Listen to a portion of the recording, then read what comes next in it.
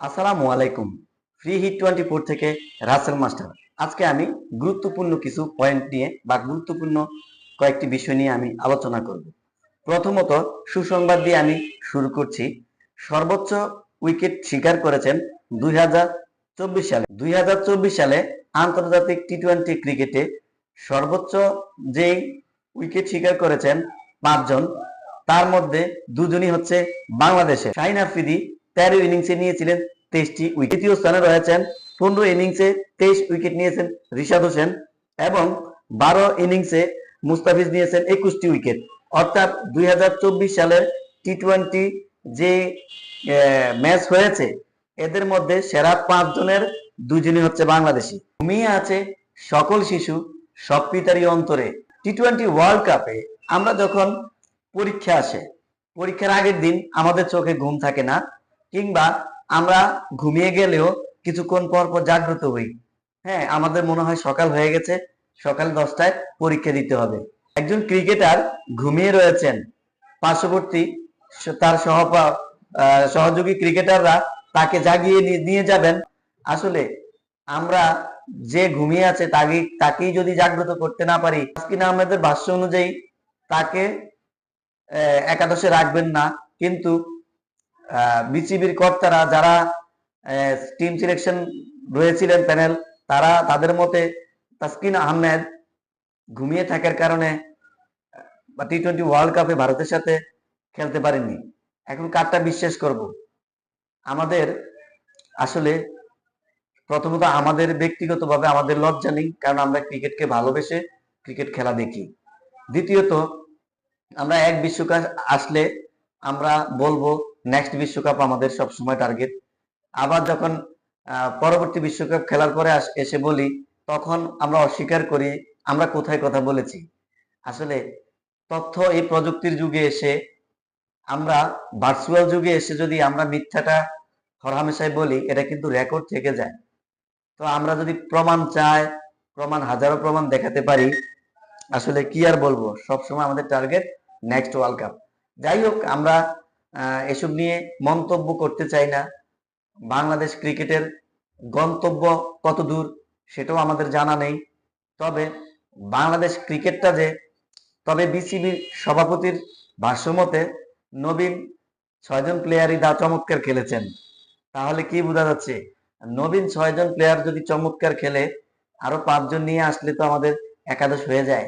তাহলে প্রবীণরা তো এখান থেকে অটোমেটিকই তাদের অব্যাহতি দেওয়া হোক, কিংবা নিজে থেকে অবসরে ওনারা চলে যাক, কিংবা বিসিবি থেকে তাদেরকে পূর্ণ সদস্য দলে না রাখা হোক।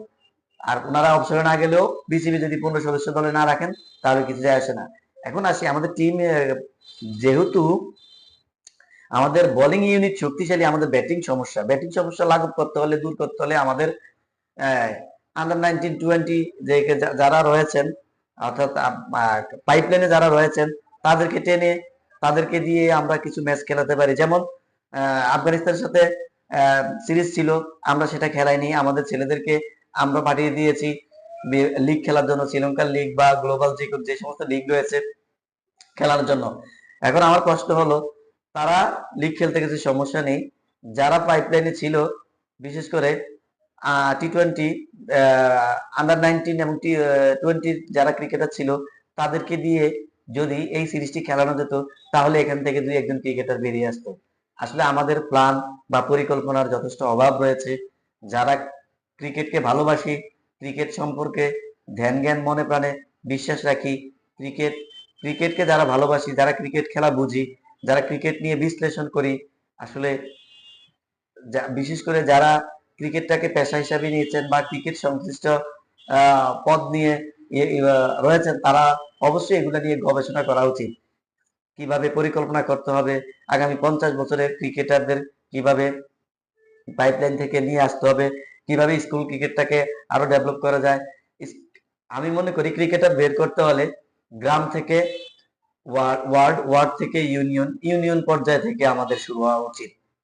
স্কুল ক্রিকেট ইউনিয়ন পর্যায়ে, বাংলাদেশের প্রতি বছর ইউনিয়ন পর্যায় থেকে আমরা যদি প্লেয়ার বাছাই শুরু করি, আমরা স্কুল থেকে আমরা প্লেয়ার বাছাই করে এখান থেকে আমরা জেলাতে দিব, জেলা থেকে আমরা বিভাগীয় পর্যায়ে যাবে, বিভাগীয় পর্যায়ে থেকে আমরা ফার্স্ট ডিভিশন, সেকেন্ড ডিভিশন বা যেই যেই স্টেপ গুলা থাকে ওইভাবে খেলিয়ে নিয়ে আসলে তাহলে আমাদের প্রতি বছরই আমরা 1-1.5 ক্রিকেটার বের করে নিয়ে আসতে পারবো। আসলে আমাদের এই যে যাদেরকে বের করে আনতে হবে এদেরকে সরকারিভাবে সম্পূর্ণ পৃষ্ঠপোষকতা দিয়ে এবং তাদের বড় পোষণ দিয়ে তাদের খেলাধুলা এবং শিক্ষায় থেকে অর্থাৎ তাদের খেলাধুলা এবং শিক্ষা সামগ্রী দিয়ে সরকারিভাবে তাদেরকে সহযোগিতা করতে হবে। আসলে বাংলাদেশের ক্রিকেটকে যদি আরো অনেক দূর এগিয়ে নিতে হয় তাহলে আমাদের চিন্তা চেতনাকে সুদূর প্রসারী করতে হবে, দীর্ঘমেয়াদী পরিকল্পনা করতে হবে। এই আশাবাদ ব্যক্ত রেখে ফ্রি হিট 24 থেকে আমি রাসেল মাস্টার বিদায় নিলাম। আল্লাহ হাফেজ।